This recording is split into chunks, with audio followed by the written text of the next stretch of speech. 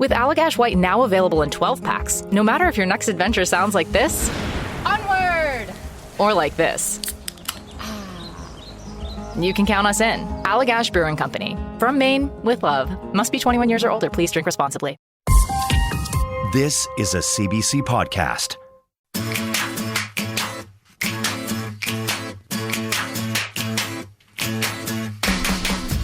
Thank you, Bill, and welcome to BC Today. The world is watching Afghanistan as the Taliban sweeps back into power and thousands of desperate people try to escape from the capital, Kabul. After retaking the country rapidly, the Taliban are trying to portray themselves as more moderate than when they imposed their brutal rule in the 1990s. But many Afghans and Canadians remain skeptical and say Canada must do more to help Afghans in need. We'll focus on Afghanistan all this hour. We'll take your calls, hear from knowledgeable people here in this country, in this province, about the issues firsthand. This is BC Today.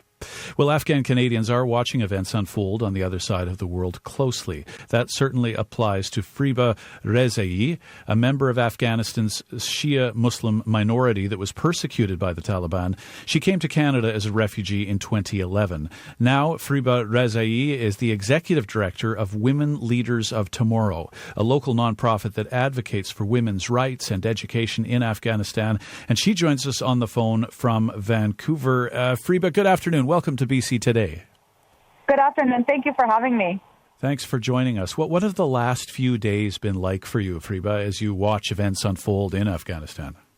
It has been the hardest time of my life in the last couple of days. I have been receiving devastating, heartbreaking messages from my family members, from the judo athletes, from the students that Women Leaders of Tomorrow supports and provides education opportunities, as well as other friends from Afghanistan. Everybody is fleeing for their life. Everybody is begging for the safety of their lives, and everybody is trying to flee the country as quickly as possible. Right now, fleeing the country, it becomes very difficult because both of the neighboring countries, Pakistan and Iran, closed their borders due to the influx of refugees, and they have been overwhelmed. And also, all the commercial flights are canceled and suspended because of the security issues and for the obvious reason. The only airplanes that are taking places are the U.S. military airplanes. It's devastating time. There's a paranoia in the Afghan community in Afghanistan, in the entire country. Everybody is hoping to be alive right now. Honestly, a lot of people are not even worried about their rights to education, right to work or career. Everybody is concerned about their safety and survival. Okay, so people are concerned first and foremost about their safety and survival. But as you alluded to, there are other concerns beyond that about rights and access to education and so on. Can you remind us, Friba, why people are so worried about Taliban rule? What was it about the Taliban rule in the past that has instilled this fear in so many Afghans right now?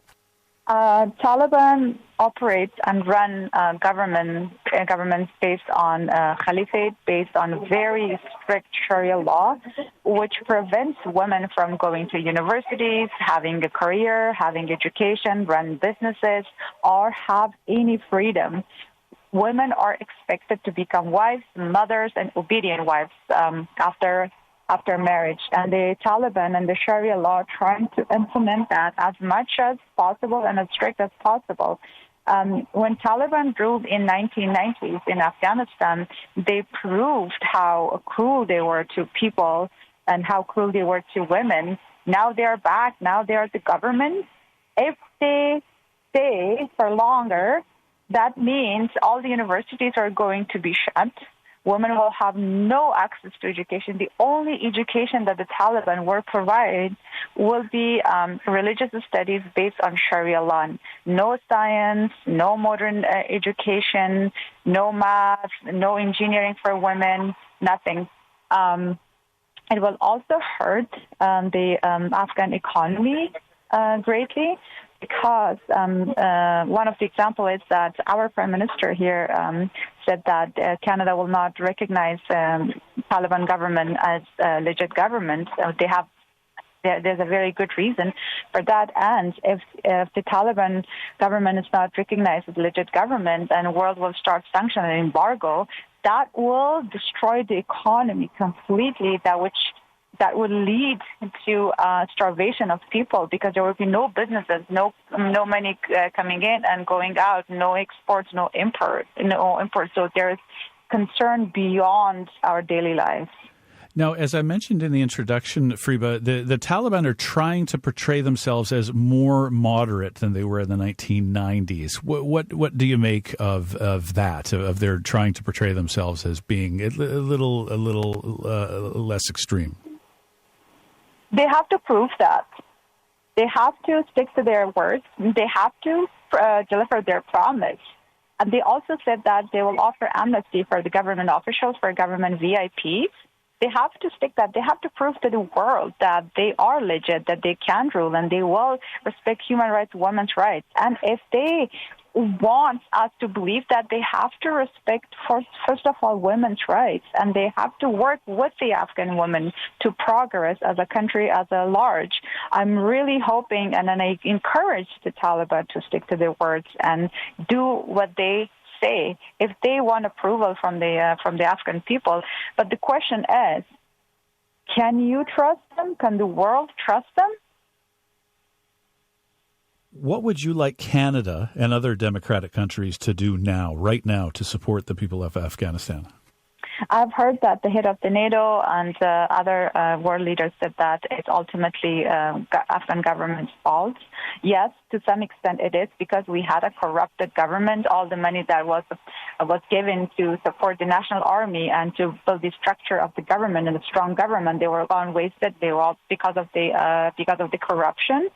One thing that NATO countries with the USA on the lead can do is to make a strong, prominent government with a concrete plans, with a constitution, human rights, freedom of speech, and freedom of expression.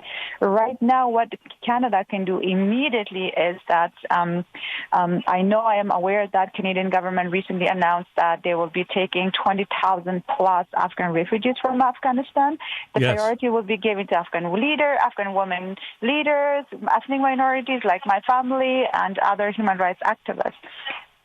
It's a great news, but the details haven't been released yet. The details haven't been provided to how to apply. And even if you apply on the current application system, your application will go to the long and slow process. If the Canadian government really wants to help, they should start a special immigration system like how they did for Syrian refugees, and ease the requirement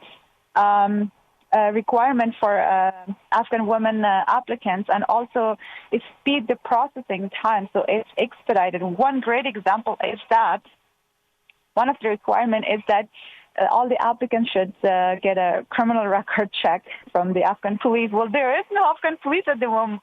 They're Taliban. You have to get the police clearance from the Afghan Ministry of Interior. There is no ministry right now, and also they require biometrics and other documents that are not physically and logistically possible for Afghan women to get. So they need to ease the requirement of this paperwork, and the chances of young Afghan women being a part of terrorist group or having a bad criminal record are very, very low in comparison to older single Afghan men.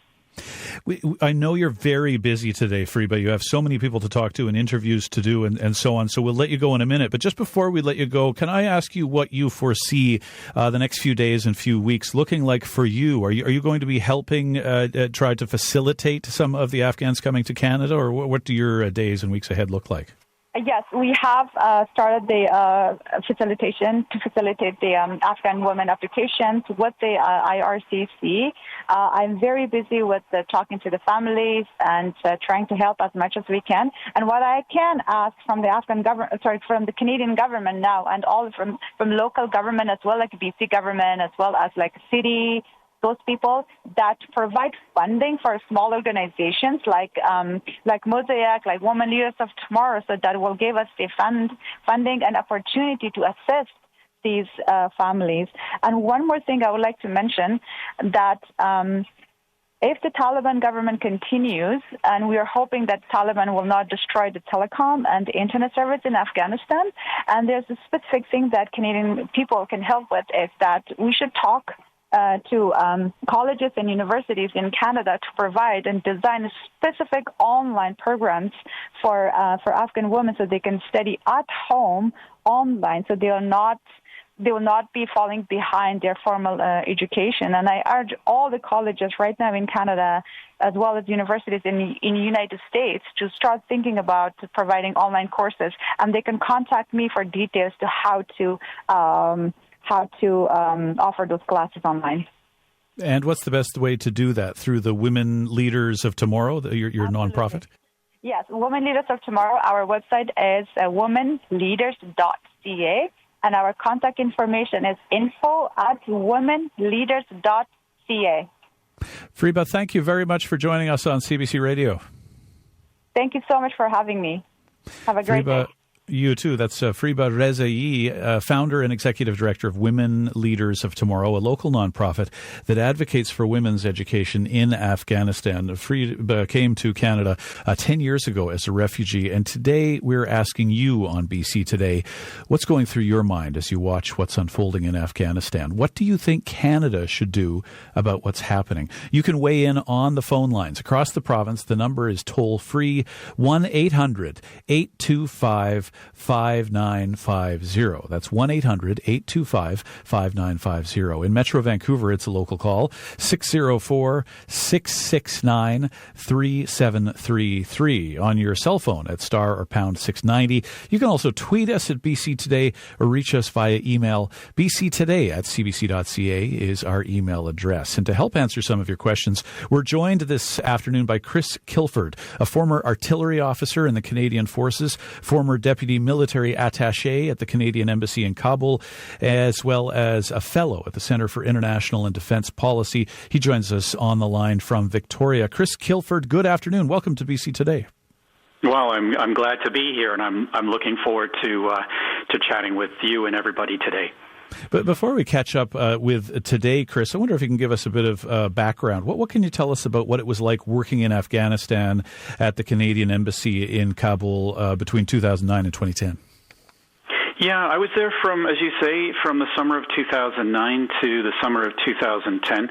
It was, I have to say, an exciting time because it was really when we started to make significant efforts to try to build up the Afghan National Army and the Afghan National Police, and there was a lot of development work taking place.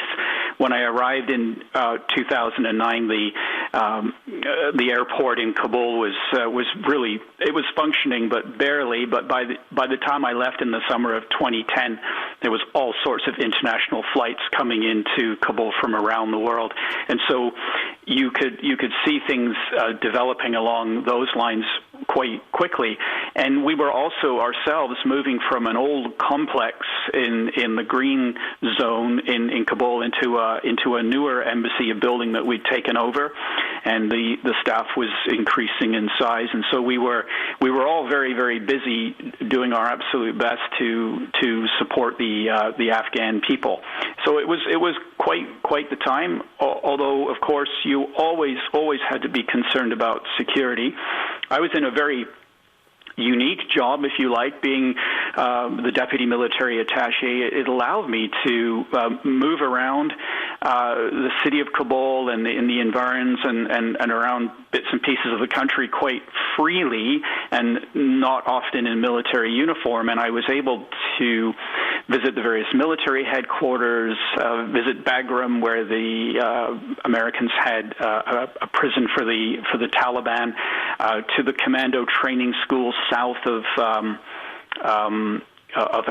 Kabul as well. And I think one of the best jobs I had, one of the uniquest jobs I had, was looking after groups of Canadians that were brought into Afghanistan to see what was going on. And I mean by that I mean groups of journalists, groups of academics and politicians, and I would take them around to different locations like the Kabul University to see what was going on there, and out to see other bits and pieces of the government functioning. And so my eyes were wide open. I got to see a lot, and of course you can imagine now as I'm watching things unfold, there's often a bit of despair for me and many of my colleagues as we watch things happening. So you were there, Chris, roughly halfway through the 20-year NATO presence in Afghanistan. I wonder at the time, was there a sense that, did you or any of your colleagues have a sense that the NATO hold on Afghanistan or the Western-backed government's hold on power in Afghanistan was as tenuous as it seems to have been shown to be this week?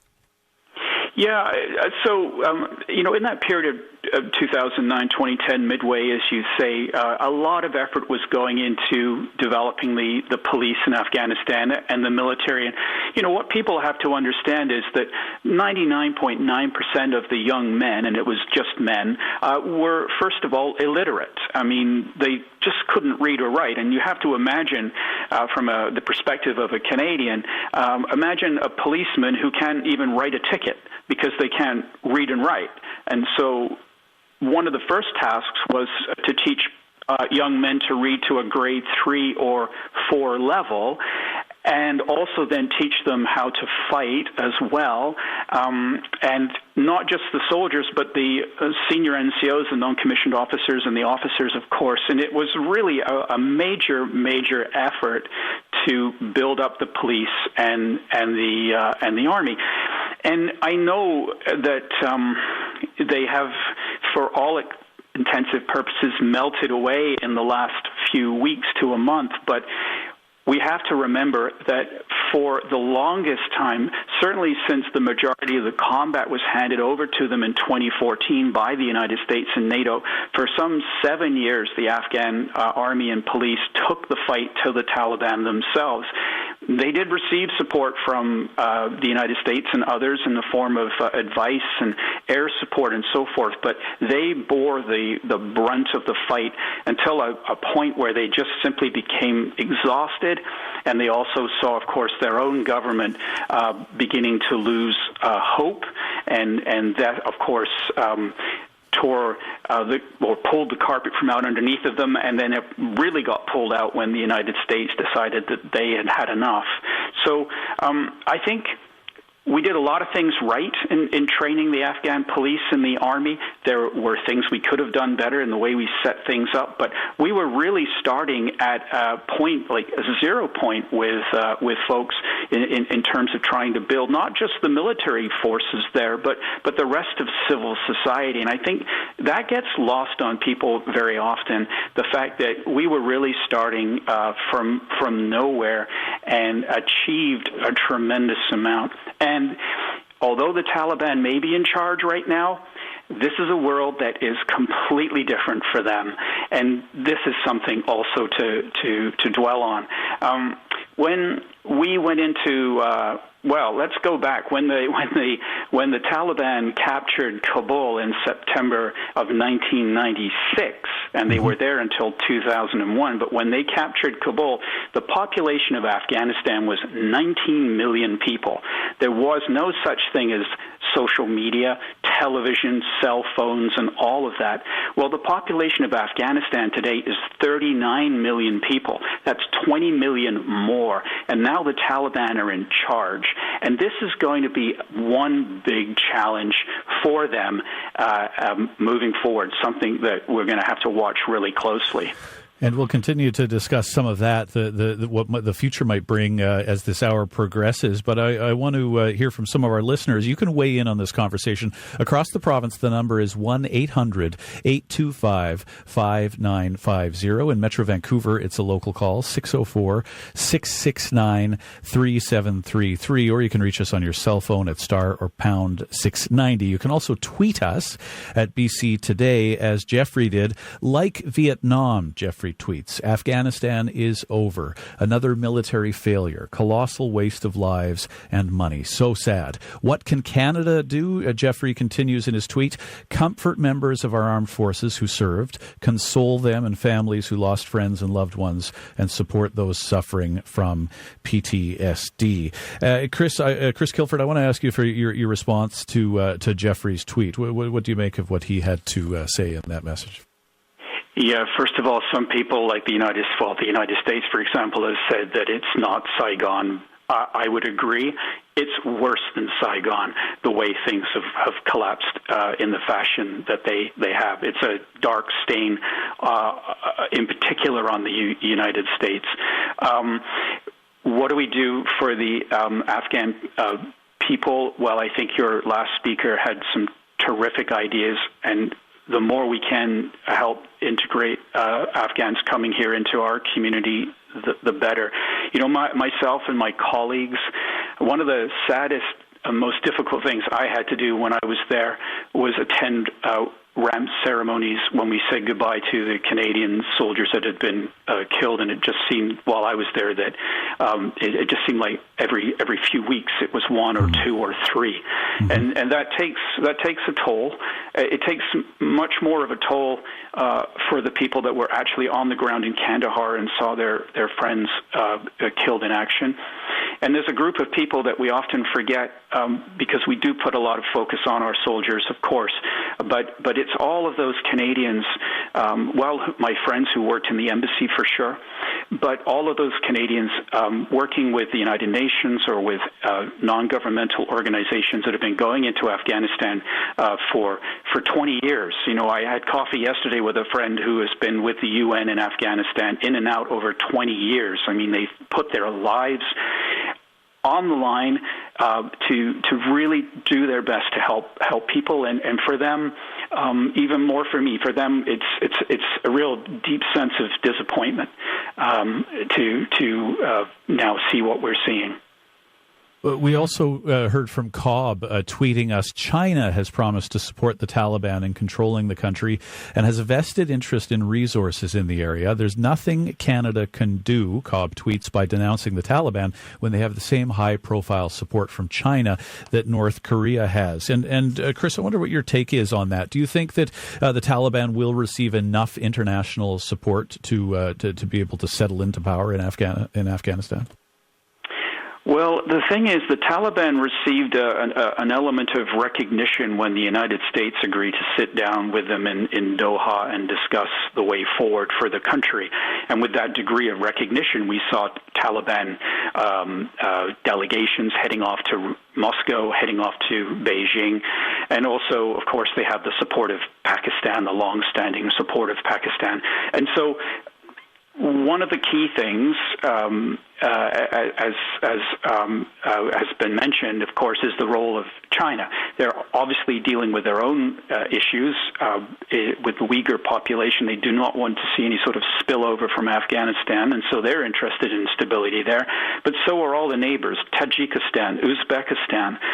Most recently, I was the defense attaché to Turkmenistan until 2014. I was based in Turkey, but Turkmenistan shares a long border with Afghanistan, Iran.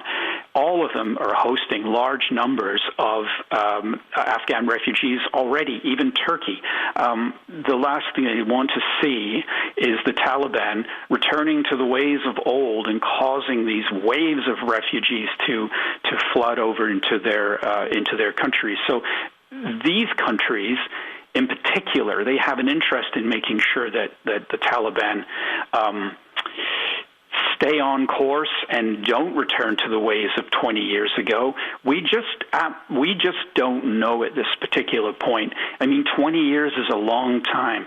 And on the one hand, the Taliban right now are saying that they'll respect women's rights and they'll allow freedom of the press and so forth. But we just don't know how that will play out at the end of the day.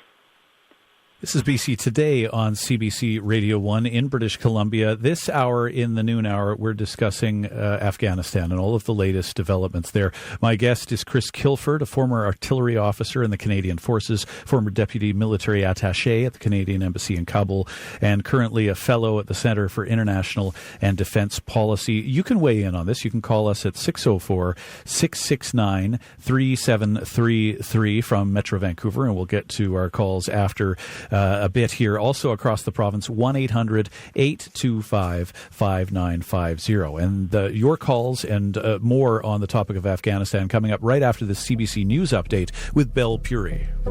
With Allagash White now available in 12 packs, no matter if your next adventure sounds like this, onward, or like this,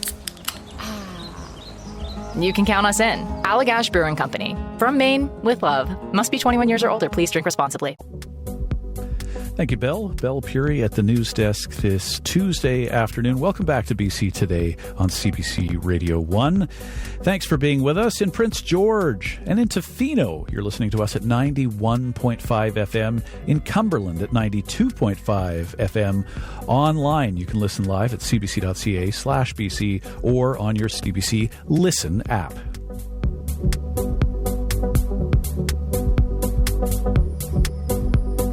And as we've been hearing in the news, the Taliban have taken control of almost the entire country of Afghanistan, doing so in just a little over a week, seizing the capital of Kabul on Sunday.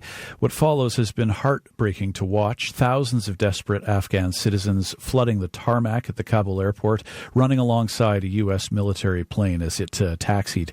Canada is continuing to send military transports to evacuate Afghans, and Liberal leader Justin Trudeau says Canadian Special Forces are working alongside U.S. soldiers to secure the airport. Our questions to you: what's going through your mind as you watch what's unfolding in Afghanistan, and what do you think Canada should do about what's happening? You can weigh in on the phone, 1-800-825-5950. In Metro Vancouver, the number is 604-669-3733. You can reach us on your cell phone at star or pound 690. You can tweet us at BC Today or email bctoday@cbc.ca. And let's go to the phone lines now. Sam is calling in from Vancouver. Sam, thanks for waiting patiently. Welcome to BC Today. Thanks for taking my call. I appreciate it. What are your thoughts on what's happened in Afghanistan? You know, I'm of that age as a former teacher where I find this so reminiscent of many colonial enterprises. I'm thinking most notably Vietnam, that the West seems to go in to an area and they want to teach the natives, in quotation marks, the right way to do something. And I always wondered, we teach them the Western way, we give them the great bombs and the materiel to do war, and the people who are there, the Taliban or the Viet Cong, they don't seem to have all that kind of thing. They have motivation, but basically they have their own way of doing it, and we want to go in and teach a foreign way to do it. And I think it's, right from the beginning, it's almost preordained that we're not going to teach these people to be good Canadians. We're not going to teach them to be good Germans, to be good French, to be good Americans. It seems to me the best we can do is to help them be who they are and to find their way of doing it. Certainly the Taliban may not be able to write out tickets. The Taliban may not be able to read. But they seem to be motivated, and they seem to have gotten the weapons they needed to do what they have evidently done. And I just think the approach is so foreseeable, and we just keep committing this error over and over and over to teach the other our wonderful way of doing things. And of course, in the end, we see what's happened. I feel terrible about all this. I really do. It's an awful waste of human lives and effort and money and the whole business. I think most people would understand that. And I feel most of all, I feel badly for the Canadian soldiers that went in. But I think the approach was all wrong. That's my point of view. Sam, thank you for sharing your point of view. I appreciate you phoning into BC Today, and I want to put that those thoughts to Chris Kilford, former artillery officer in the Canadian Forces, former deputy military attaché at the Kabul Embassy, as well as a fellow at the Centre for International and Defence Policy. Chris, what's your take on Sam's assessment that it was almost a Western arrogance, thinking we could go into Afghanistan and teach people how things are done? Yeah, I think there's an element of truth to what Sam says. When you look at a lot of the interventions that the West has undertaken, they're often done for national interests. I mean, we can't forget one of the key reason why the United States went into Afghanistan was to deal with a supposed a terrorist threat that they saw there, and then morphed into nation building.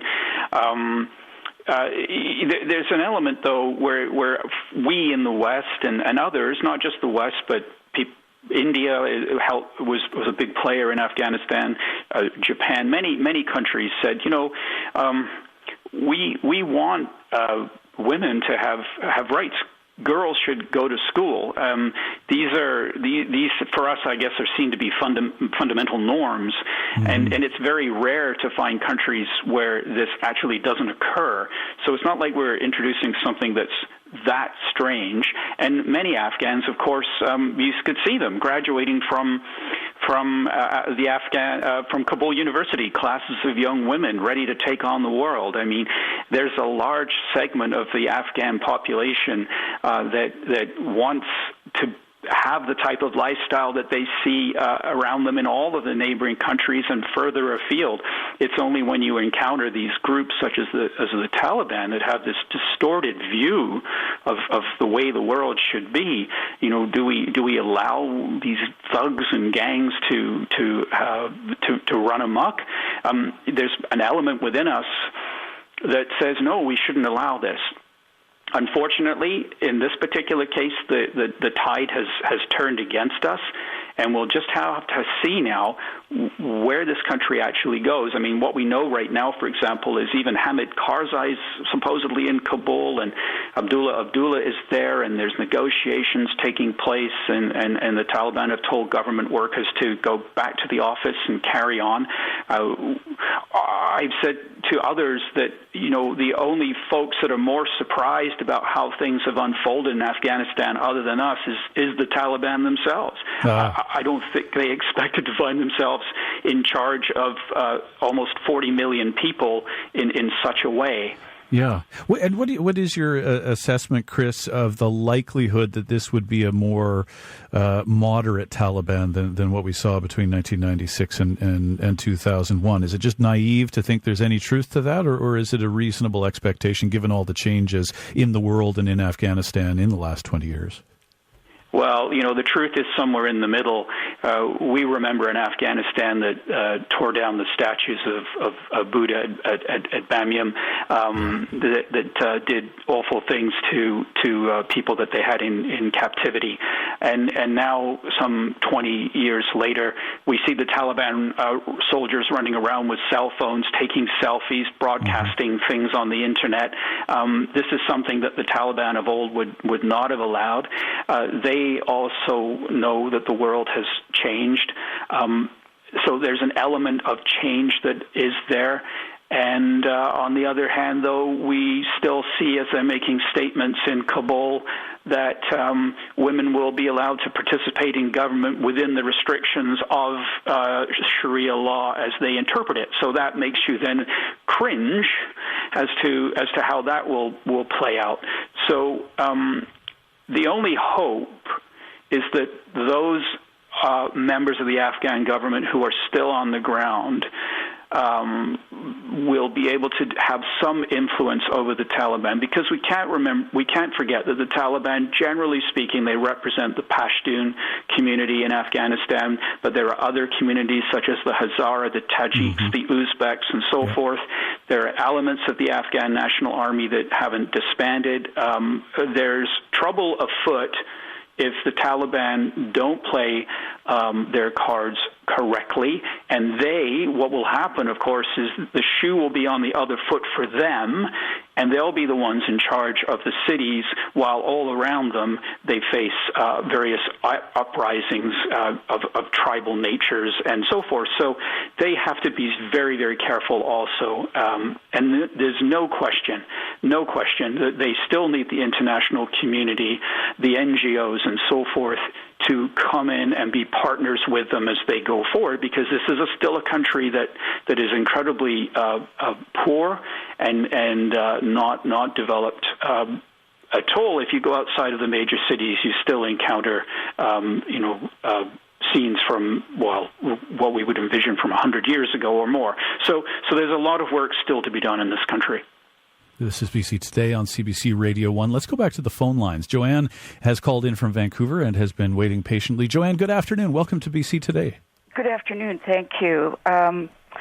Chris just brought up quite a few things that I had been thinking about saying. But, Chris, because I was talking to my son, who is an American, on Sunday, and we said, oh, my goodness, this is a repeat of Iraq when the, NATO, UN, U.S.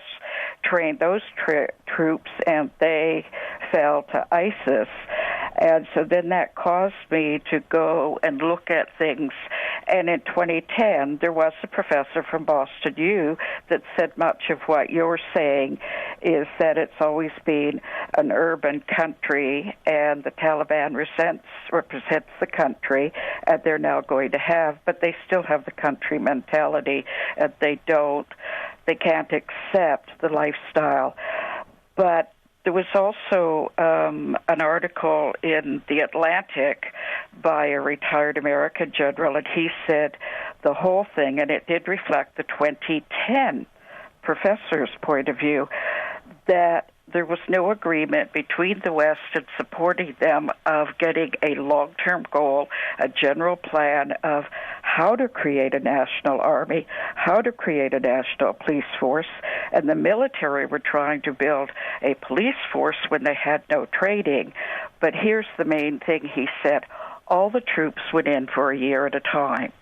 That was not enough. When we have basic training here, our soldiers are there for a long, long time. They're trained and trained and trained.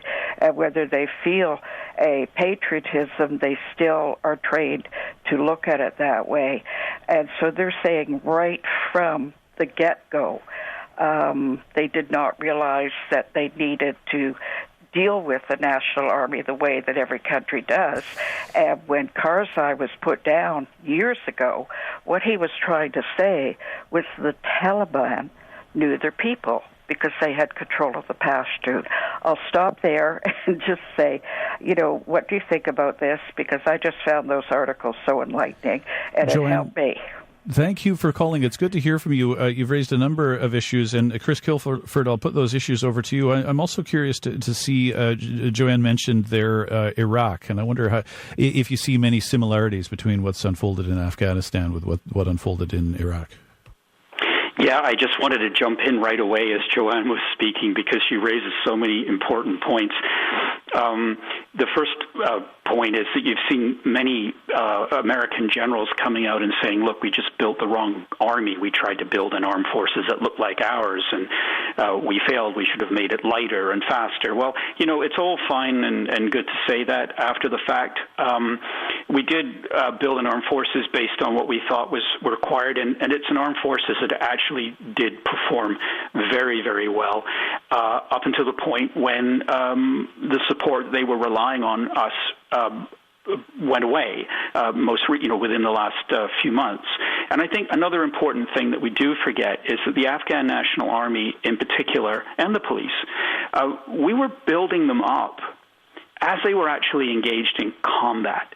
So it wasn't like a case where we could sort of sit back with nothing to worry about. They still had to be out there fighting.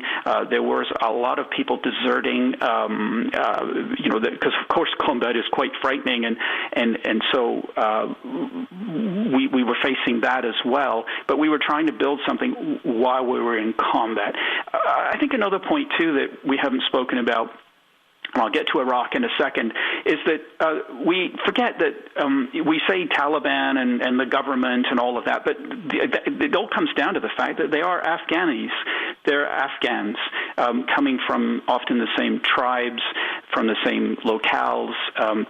They're brothers and sisters fighting one another, and we were the interlopers. And, in the end, these people need to come together to find something because they have a shared interest in that particular country. But let's talk about Iraq for a moment. I was the defense attaché in Ankara, Turkey from 2011 to 2014, and so I watched the build-up of the Islamic State in Syria. I also watched as the Iraqi military faded away in the face of the Islamic State. And why are these two situations similar? Well, both of those militaries received a lot of United States assistance and from others, military equipment and so forth, and both actually faded pretty quickly in the end. And I think part of that, or a large part of that, is due to the corruption that you would have seen in the senior ranks of the Iraqi military and the Afghan military as well. And like any military, when your officers are not there, when they have fled, and it's just the privates and the corporals and the sergeants and maybe a few junior officers left, facing an enemy, and they know their seniors have all taken off and have been lining their pockets at the same time, there's no will to fight. Why should they fight? They've been deserted, now, of course, by their own government in Kabul. And so the will to fight goes away. And what we do see then on the ground is, because I've said they're all Afghanis in the end, you see local agreements occurring on the ground, and the military making agreements with the Taliban and saying, we'll just put down our weapons and we'll essentially go home. And that, of course, did allow, in this case, the Taliban to move quite quickly through the country, no doubt to their own shock and surprise as to how quickly this has happened. That was great, though, Joanne. Terrific questions. Yeah, thanks for calling in, Joanne. Let's go back to the phone lines. Ed is calling in from Cortes Island. Ed, good afternoon. Welcome to BC Today. Hi, how are you? I'm great, Ed, and I'd encourage you to turn down the radio just so you don't have a delay. What are your thoughts on this? What's been going through your mind as you watch what's unfolding in Afghanistan? Okay, I turned it off. Hello? What do you think about what's happened in Afghanistan, Ed? Can you hear me? We can hear you loud and clear, Ed. Let's take one last crack at that. What do you think about what's been happening in Afghanistan? Just hang on a sec. Well, okay. Ed is phoning in from Cortes Island, and here we go. Last chance at it. Ed, what are your thoughts on what's happened? Well, I think that it's over, and you have to let things unfold. I was in Vietnam in 69, 70, and Vietnam was a fairly orderly country. I mean, you had two opposing armies. But when I was 22 years old, I had a meeting with a senior colonel in April of 1970, and I asked him if we could. We were planning where we were going to go and into the Delta, and asked him if we're going to win the war. And he says, "Not a chance, son. Don't get yourself killed." He said, "We can't control the borders, and the Vietnamese political people are too corrupt." Now, the Arvan were a good army, better than the Afghan army, but they couldn't. When everybody took off, just like the host said, when everybody leaves, it's only a matter of time when senior officers leave. So it failed, and you can do a retrospective analysis on what should have happened in Afghanistan. If you go into a place like that and you're going to make friends and encourage people and give them hope, you have to be able to secure the borders, which they couldn't, and you have to prepare to stick it out if you go in. And I'm not saying that going in was the right thing. Certainly in Vietnam, if the Americans had made a deal with Ho Chi Minh, it would have been fine. But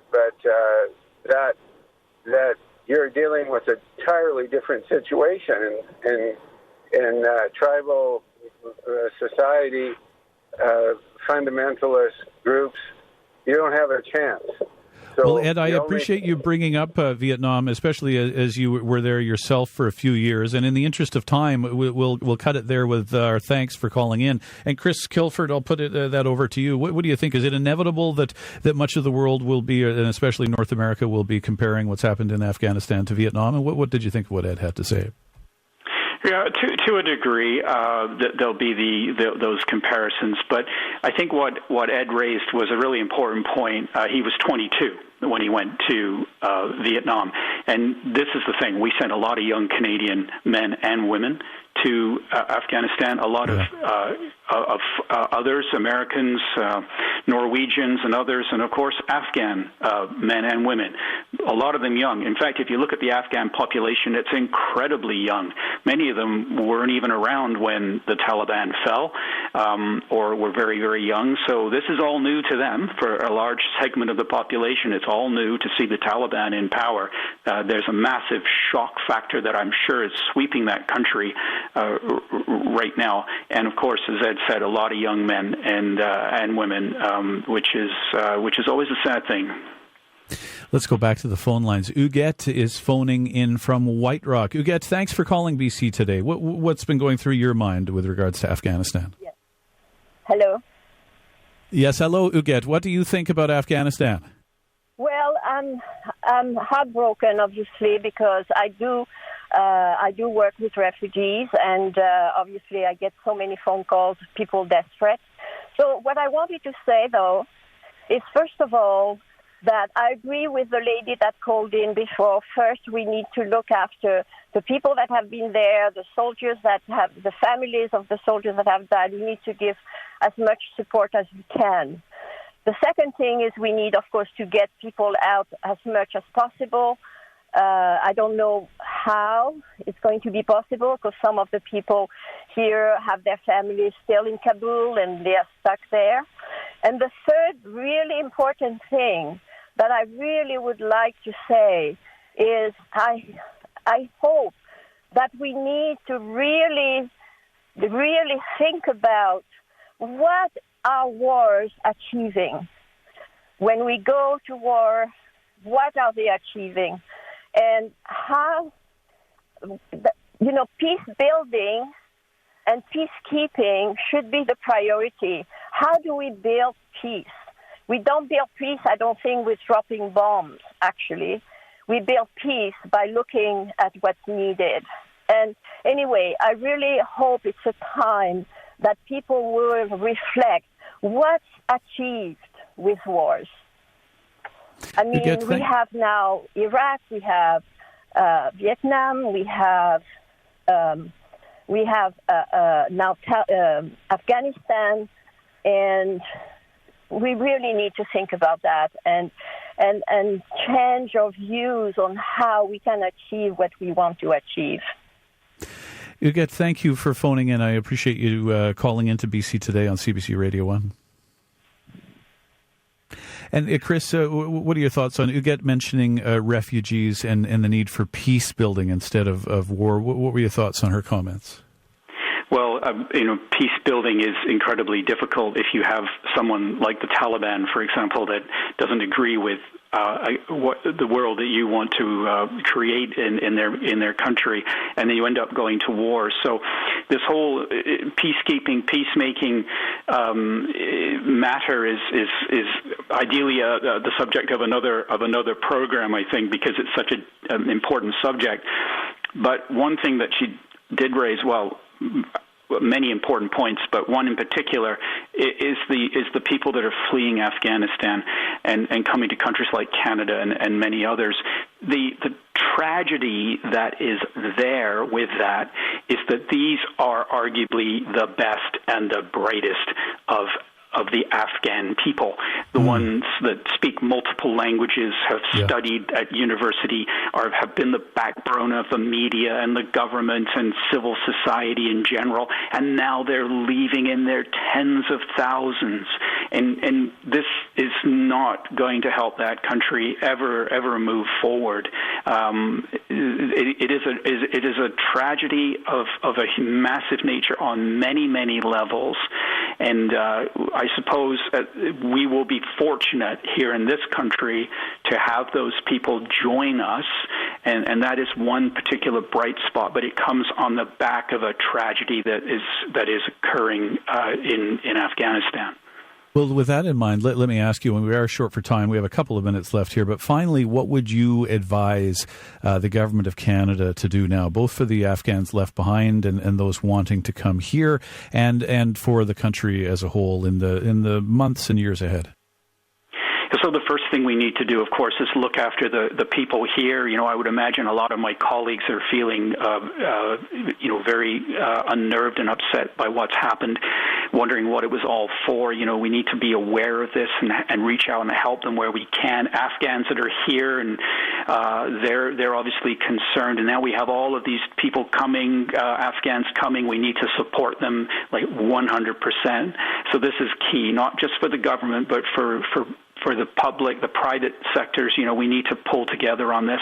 And then we need to watch closely what the Taliban are up to, and we need to call them out where we can. And then also be prepared to step back in certain cases where it supports the Afghan people while not necessarily supporting the government of whatever kind it will be. We have to look very closely and not lose sight of Afghanistan. The problem we always have is that there'll be another crisis in another location of the world, and this will all drift away and we'll forget about it. But, fortunately, we have enough NGOs in Canada that have been working in Afghanistan for a long time that it won't be forgotten, and that's so important. Chris Kilford, thank you for joining us and devoting this hour to our program. It's been great to have you with us. Thank you. Thank you very much. Chris Kilford is a former artillery officer in the Canadian Forces, former deputy military attaché at the Canadian Embassy in Kabul, and currently a fellow at the Centre for International and Defence Policy. This is CBC Radio 1 in British Columbia. That's it for our show today.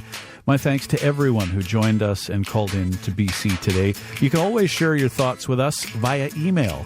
bctoday@cbc.ca is our email address. You can download our podcast as well on the CBC Listen app. And if you didn't listen to the whole show or couldn't catch it, you can listen again on our Twitter feed. We'll post the link at BC Today. I'm Gregor Craigie in Victoria, sitting in for Michelle Elliott on BC Today. Thanks for listening. Have a good afternoon, and we'll talk tomorrow.